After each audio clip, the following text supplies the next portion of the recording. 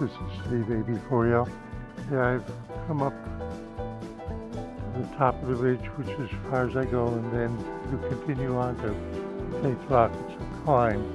The deep river's down there. So it's the season. Now I picked these two up because there's one hickory tree just at the top of just before the crest. Now, I tried to open this one with my hands, and I can't. It's not ready. And this one I was able to peel open. You can see the hickory nut in there. Now, sometimes they dry out while they're still on the tree because the twig they're on didn't release them. And when they fall, the seed actually bounces out of the casing and hits the ground. But then there are these which are on the ground and need to dry out before they'll then actually open, the casing will open up on it and release the nut. Is the nut ready to eat? I don't know.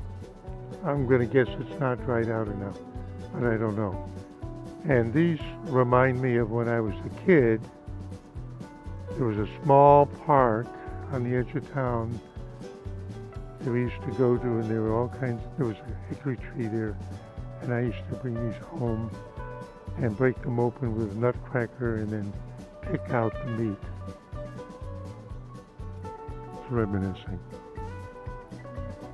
Well, Erin is offshore, and we're overcast and cooler because of it. And depending on the path of Erin, we'll either be dry for another week or we'll get rain. Who knows? Yep. Okay, I'm rested.